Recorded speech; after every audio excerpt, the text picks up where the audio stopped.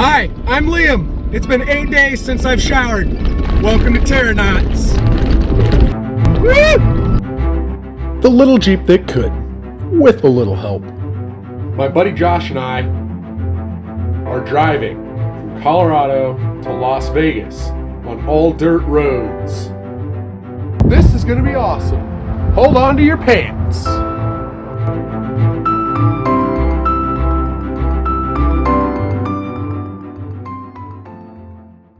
It was a bright, sunny, warm day in early October when Mark, his girlfriend Katie, her daughter Ophelia, and their dog showed up to meet Josh and me in Denver.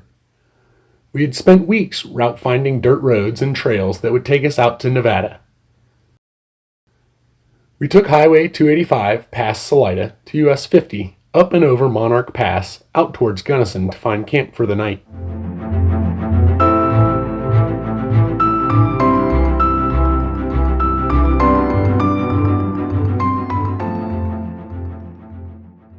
We camped at a nice spot overlooking the Gunnison River, and it was the coldest night of the entire trip.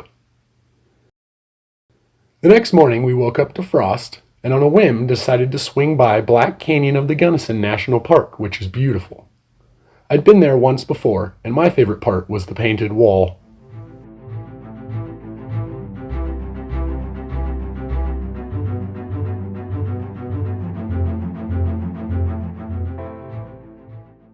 Then we made our way to Montrose to officially start the dirt road portion of our trip on Rimrocker Trail.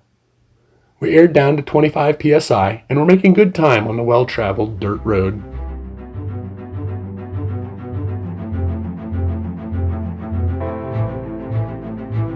Taking in the views and changing fall leaves as we went.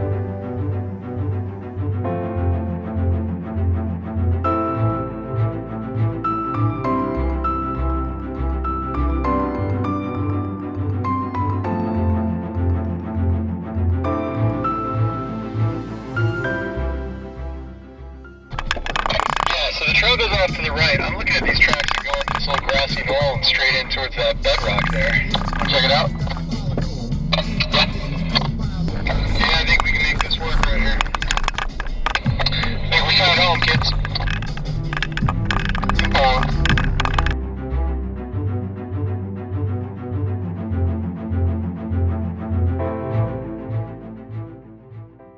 We set up camp, made awesome steak burritos, and went to explore around the area. Climbing up the bedrock we could see from the road, we discovered a couple little caves to explore. They weren't very deep, but it was nice to hike around.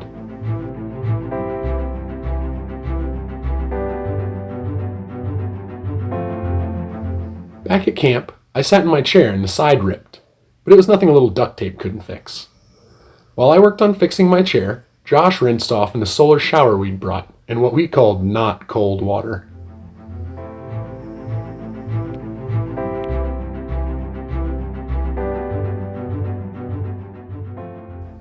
Does Ophelia want to shower while there's still warm water in there? I don't think so. Thank you, though. Okay. Yeah, that's it. What's that? I get it. She hates being clean. I get it. Fair enough. Oh, she's a dirty little forest girl. Nothing wrong with thank that. you. Yeah. We were back on Rimrocker Trail at 9 that morning and stopped multiple times for pictures, lunch on a vista overlook, and just to stretch our legs. There was lots of traffic that day, which we politely asked to move, and lots of deer. Lots of deer. The views were unbeatable as we made our way towards the La Salle Mountains.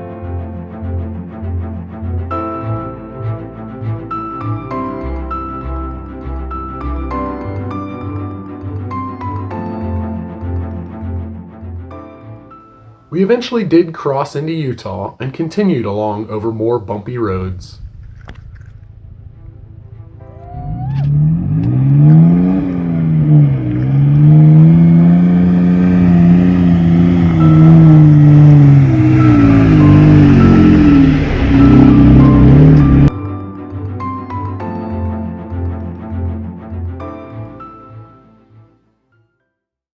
When we got to the end of Rimrocker Trail, there was a short section of concrete going into Moab, so we needed to stop and air up our tires.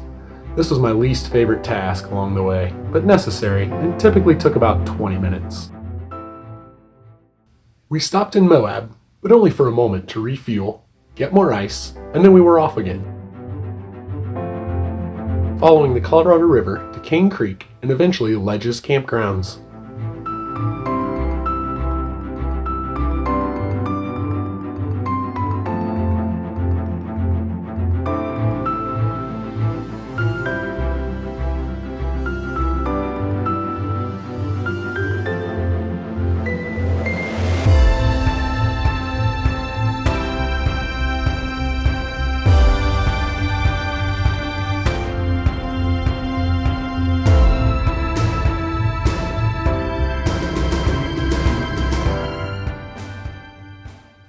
The campgrounds were all full, so we went past them. None of us had remembered that it was a 3-day weekend.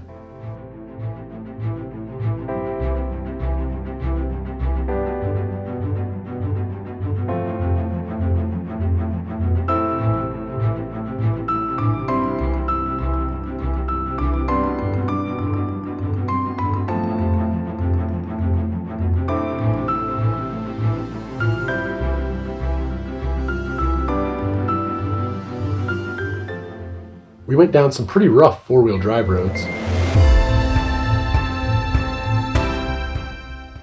Until we came to a nice little camp spot. The sunset was beautiful on the canyon walls.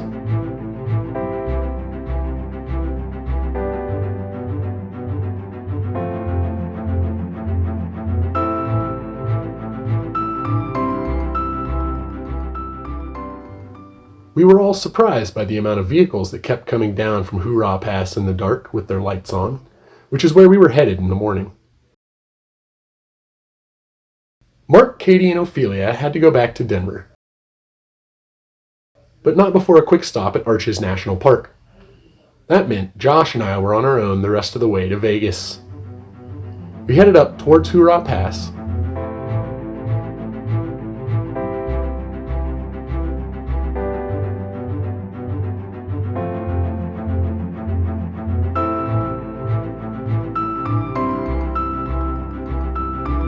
Took a few photos along the way.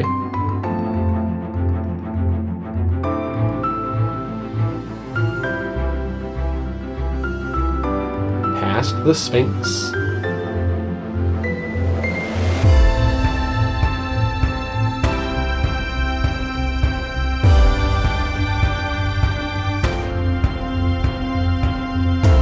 When we got to the top, it was surprisingly busy, and we could see the Colorado River on the other side, which we'd followed the day before.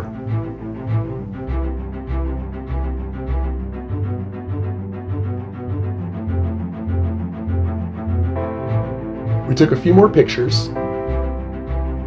I took the top off my Jeep, and we began our trek down the other side.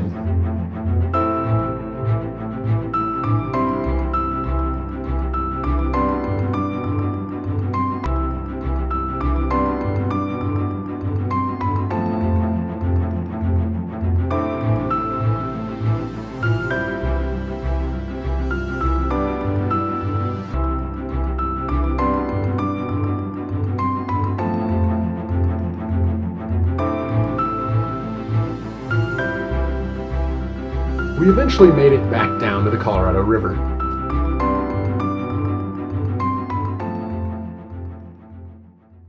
And then began the most technical part of the entire trail. Lockhart Basin. If we were going to have any trouble, this is where it was going to happen. There were 5 major obstacles in the first 3 miles. We took turns guiding each other over and around the obstacles, trying to avoid cliffs and not get run over.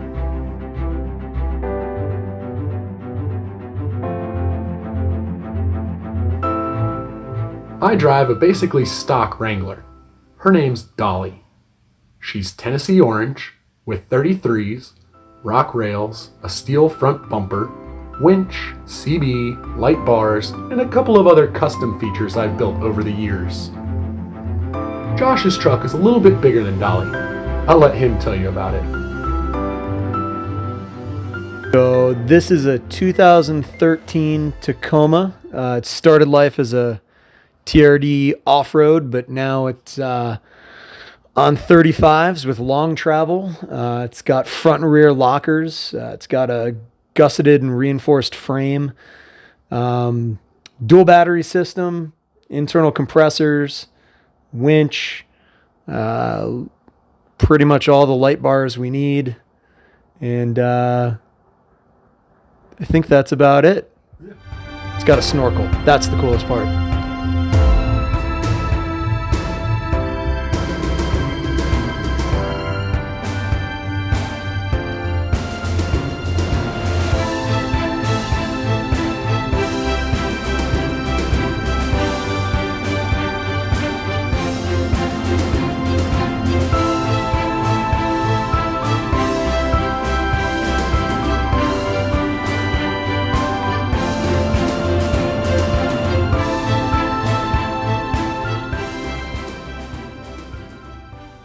Now, those front and rear lockers he was talking about are probably the biggest difference, technically, between his truck and my Jeep, and maybe his 3-inch lift and larger tires.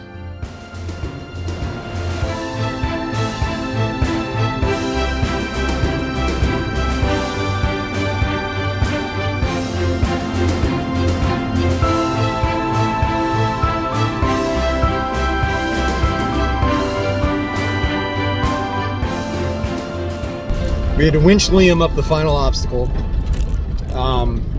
Only really because he didn't have locked axles. Ground clearance was a little bit of an issue. I even tapped the ground a couple times.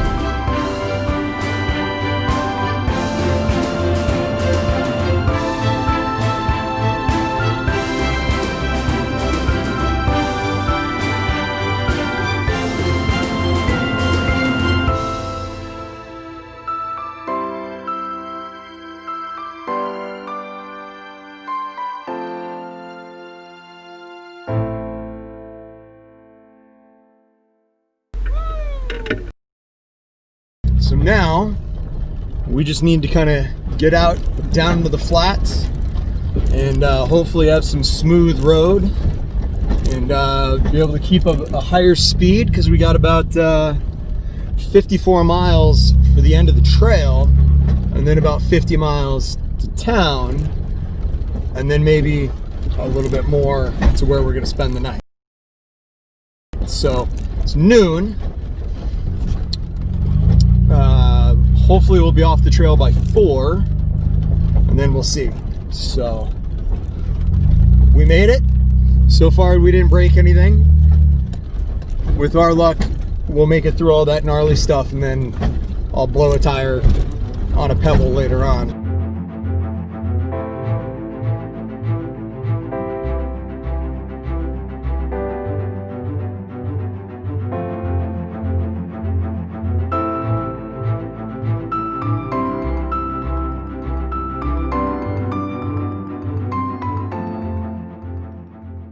We did eventually make it into town, a lot later than we both were hoping, but we refueled and headed back out to the trail. That night we were back in the woods on top of a mountain at 10,000 feet. It was the second coldest night of the trip. But the stars were beautiful, and we had fun taking night shots.